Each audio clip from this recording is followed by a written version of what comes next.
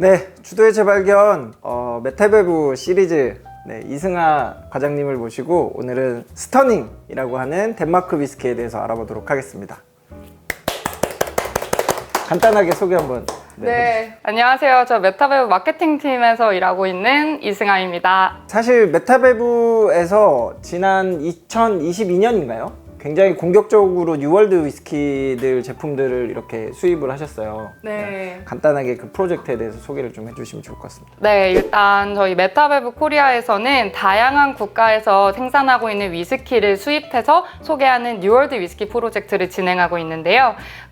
보통 위스키 종주국이라고 불리는 5대 국가가 아닌 다른 국가에서 만들어지는 싱글몰트 위스키를 소개하는 프로젝트입니다. 뉴월드 위스키라는 게 좀 생소할 수 있지만 맛이나 퀄리티 같은 게 전혀 떨어지지 않는 그런 새로운 경험을 하실 수 있는 프로젝트라고 생각이 되어서 많은 관심들 가져주시면 좋겠습니다. 일단 스터닝은요, 덴마크에 위치한 증류소에서 탄생되는 싱글몰트 위스키입니다. 스터닝 증류소는 영국과 바로 맞은편 바다에 위치해 있는데요. 그 중에서도 영국의 에든버러와 같은 선상에 있기 때문에 스카치 위스키 못지 않은 좋은 기후와 좋은 재료들을 생산할 수 있는 배경을 가졌다라고 설명을 드릴 수 있습니다. 스터닝 위스키는 창립자가 9명이에요. 그 9명의 친구들이 만든 위스키 인데요. 2006년에 시작되었는데 그들이 맨 처음에 시작할 때 그 영감을 받았던 문구가 하나 있다 그래요. 위스키를 만드는 것은 매우 쉽다. 그리고 단지 3가지 재료만이 필요하다. 하지만 좋은 위스키를 만드는 것은 매우 어렵다. 라는 그 문장에서 영감을 받아서 우리가 그 날씨나 기후나 자연적인 환경이 스코틀랜드 못지 않은데 덴마크의 테르와를 오로지 담아낸 우리만의 좋은 위스키를 만들어보자 라는 그런 열정으로 9명의 친구들이 똘똘 뭉쳐서 덴마크 싱글몰트 위스키 스터닝을 시작하게 되었다고 합니다. 이 위스키가 만들어지는 자국의 어떤 테르와를 굉장히 잘 보여주려고 노력을 하는 모습이 있더라고요. 위스키를 만드는 프로세스에 대해서 사실 되게 궁금합니다. 어떤 원재료를 쓰고 어떤 방식으로 만드는지에 대해서 좀 궁금한데 그런 부분에 대해서 조금 더 설명을 해주시면 좋을 것 같아요. 네. 일단 원재료부터 말씀을 드리자면 스터닝 증류소에 그 3kg 언저리 내에 있는 그런 밭에서 보리 그리고 호미를 가지고 온다고 합니다. 물 또한 그 근처에서 수급을 하고요. 원자재비는 높아지겠지만 그만큼 퀄리티나 개성을 많이 담고 있다라고 말씀을 드릴 수 있고요. 그리고 플로우 몰팅을 아직까지 한다는 건데요. 플로우 몰팅을 하는 증류소가 이제 거의 몇 개 없어요. 그럼에도 불구하고 스터닝은 약간 스카치 위스키에 대한 경외심, 존경심 이런 걸 가지고 우리는 플로우 몰팅을 고수하겠다라는 정신을 갖고 있는데요. 전통적인 플로우 몰팅 방식을 현대적으로 재해석하자라는 얘기가 나와서 기계식 플로우 몰팅을 개발을 해가지고 그들의 독자적인 플로우 몰팅 기계로 플로우 몰팅을 한다고 합니다. 이 스터닝 같은 경우는 그 덴마크에서 나는 피트를 사용해서 약간 훈연향을 직접 입혀서 몰팅을 하더라고요. 그러다 보니까 자체적으로 플로우 몰팅을 하는 것도 굉장히 좀 하나의 포인트가 될 수 있지 않나 라고 생각을 합니다. 사실 이 뉴월드 위스키들이 굉장히 독특한 방식으로 숙성을 하잖아요. 굉장히 좀 짧은 기간 농축해서 뭔가 숙성을 이끌어내기도 하고 사용하는 캐스크나 아니면 숙성하는 독특한 방식이 있는지도 간단하게 설명해 주시면 좋을 것 같아요. 일단 전체적으로는 퍼스트 필 아니면 버진 오크를 사용해서 컬러를 뿜어내 오는 것을 저희가 목표로 하고 있습니다. 그리고 숙성은 보통 4년에서 5년, 6년 정도 숙성하고 있다고 말씀을 드릴 수 있습니다. 스터닝은 이제 총 2가지를 메인으로 만들고 있는데요. 하나는 라이가 있고요. 하나는 스모크가 있습니다. 근데 이 카오스는 되게 특이한데 트리플 몰트라는 카테고리 명에서도 알 수 있듯이 그 2가지 재료를 다 넣어서 그 스터닝에서 만드는 모든 위스키를 한 번에 맛볼 수 있는 그래서 진짜 카오스 같은 이름처럼 라이가 느껴지다가도 피트가 느껴지는 그런 재밌는 위스키라고 말씀드릴 수 있습니다. 네.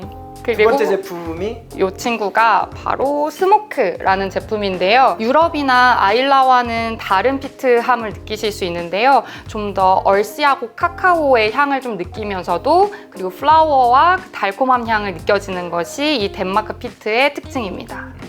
아마 스터닝에서 사용하는 피트는 아마 좀 내륙 지역에서 약간 꽃이라든지 나무 같은 것들이 좀 쌓여서 만들어진 피트일 것 같아요. 자연에서 오는 그런 그 풍미들이 조금 스모크함으로 다가오지 않을까 생각이 됩니다. 그래서 그 위스키 평론가 짐 머레이가 맨 처음에 먹고 나서는 약간 70년대 아드백 같다라는 얘기도 하기도 했었대요. 네, 진짜로. 좋았어. 그 다음에 라이 위스키가 네. 가운데 있는 건가요? 네, 라이 위스키인데 원래 코어 레인지는 이렇게 노란색이고요. 이 덴마크가 또 그 호밀빵으로 유명하잖아요. 그러다 보니까 이 라이 위스키가 가장 많이 팔리고 덴마크의 맛을 느끼실 수 있는 그런 코어 제품이라고 말씀드리고 있습니다. 그럼 이 제품은 코어 제품과는 좀 다른 같은 건데 이게 프로젝트로 이번에 나온 거거든요. 그러니까 약간 저희는 DIY라고 말하고 있는데 라벨이 거의 디자인이 없어요. 대신에 이 라벨에다가 이 펜으로 직접 이름을 써서 자신만의 병을 만들 수 있는 에디션입니다. 그러면 요 라이 위스키가 가장 좀 스터닝의 대표적인 제품이라고 할 수 있는 건가요? 네, 그렇게 말씀드립니다. 피티함은 느껴지지 않고요. 좀 더 스파이시함과 그 라이 특유의 거친 느낌도 좀 느껴지는데 끝맛이 전체적으로 부드럽게 피니시 되는 것이 특징입니다. 알겠습니다. 그러면은 뭐 두말 할 거 없이 드셔보시죠. 좋았어. 그러면 두 가지 제품 시음 바로 해보도록 하겠습니다. 첫 번째 제품은 라이 위스키 먼저 시음을 한번 해보도록 할게요. 네. 도수가 48도로 병입된 제품인데 생각보다 알코올 부주가 그렇게 심하지는 않은 것 같아요. 그리고 생각보다 라이가 막 엄청 찌르거나 이런 뉘앙스도 아닌 것 같아요. 약간 부들부들한 라이 같은 느낌. 어떠세요? 맛있어요. 근데 저는 끝맛이 되게 스파이시가 좀 적게 남는 게 이 스터닝 라이의 특징인 것 같아요. 먹기 조금 쉽고 달큰한 느낌이 좀 더 인상이 강한. 그리고 확실히 그 미국 라이 위스키랑은 뉘앙스 자체가 완전 좀 다른 느낌이긴 한 것 같습니다.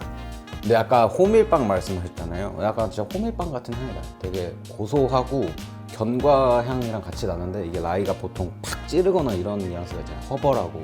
근데 얘는 되게 막 고소한 그런 느낌이라서 마시기 되게 편한 스타일입니다. 그리고 일반적으로 그 아메리칸 라이 위스키 같은 경우는 정말 좀 뾰족뾰족한 날카로운 느낌의 스파이시함이 있고 약간 붉은 계열의 과일 뉘앙스가 조금 있거든요. 뭐 크랜베리나 약간 체리 같은 그런 느낌들이 조금 있는데 요거는 물론 그런 붉은 과실류의 풍미가 조금 느껴지기는 하는데 약간 더 그 뭐 쉐리 같은 느낌? 예, 조금 더 녹익은 느낌의 그런 느낌들이 조금 살아있는 것 같습니다. 라이가 70% 그리고 나머지 30%의 보리로 이루어져 있습니다. 그렇군요. 그래서 좀 더 부드러운 느낌이 거기서 느껴지는 거예요. 그럴 수 있겠네요. 그러니까 몰트가 역할을 좀 많이 하는 것 같아요. 그죠? 좋네요.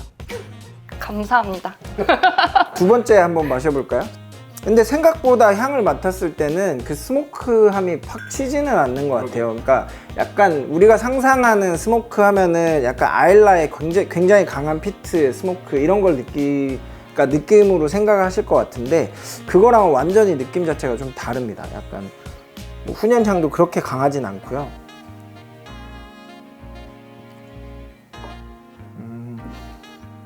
근데 확실히 마셔보면 스모크함이 확 느껴지긴 진짜? 하네요. 향보다 입에 남는 스모키함이 더 인상 깊은 것 같아요. 향으로 봤을 때는 약간 밋밋한 느낌인데 마셔보면 엄청 지금 강한 느낌이 인상이 좀 어떠세요? 맛있어요. 근데 이제 이게 향에서는 사실 피트가 그렇게 크게 기대되지 않아요. 약간 되게 화사하고 부드러운 뭔가 버번 캐스크, 리필 버번 캐스크 제품 같이 느껴지는데 딱 먹었을 때 그 밸런스에 맞는 정도의 피트감이 또 들어온다 해야 되나? 그러니까 한 느낄 때는 한 10에서 20 ppm 정도 되는 정도의 그 스모키한 여운이어서 데일리로 마시기 너무 좋을 것 같아요. 사용하는 캐스크가 조금 다양하잖아요. 네. 그죠? 캐스크 어떤 거 쓰시는지 좀 말씀해 주시면 이해가 되실 것 같아요. 총 4개의 캐스크를 쓰기 때문인 것 같아요. 엑스버번 캐스크랑요, 아메리칸도 쓰고요. 그리고 자메이카 럼 캐스크도 쓰고 마데이라 캐스크도 씁니다.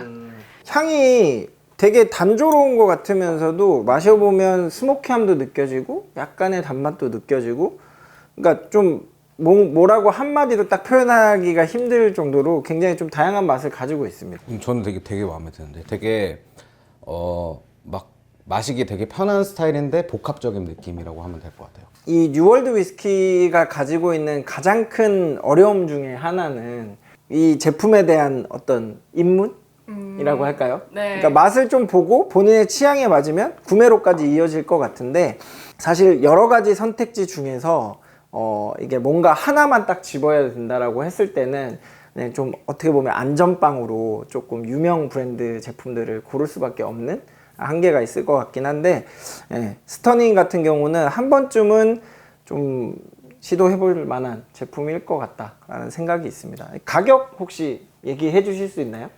가격이요? 소매가? 물론 구매처마다 좀 다르겠지만 10만 원 초반대에서 뭐 거의 구매를 하실 수 있어요.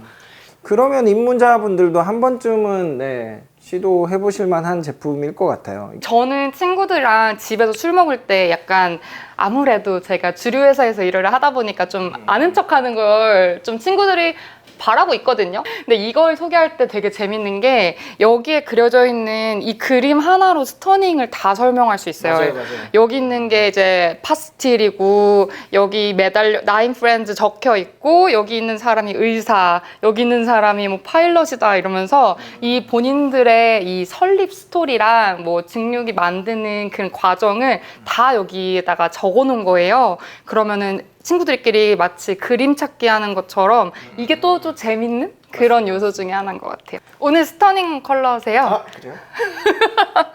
네. 자, 이제 마무리하겠습니다. 마무리. 자, 오늘은 저희가 메타베브의 뉴월드 위스키 기획 중에 하나인 덴마크의 스터닝이라고 하는 위스키 한번 알아봤고요. 저는 개인적으로 이 스모크 제품 되게 가격도 좋고 먹었을 때 되게 매일 마시기 좋은 그런 위스키 같아서 한 번씩 추천드릴 수 있을 것 같고, 오늘 이 정도에서 마무리를 한번 하도록 하겠습니다. 즐겁게 마시되 알고 마시자. 주도의 재발견.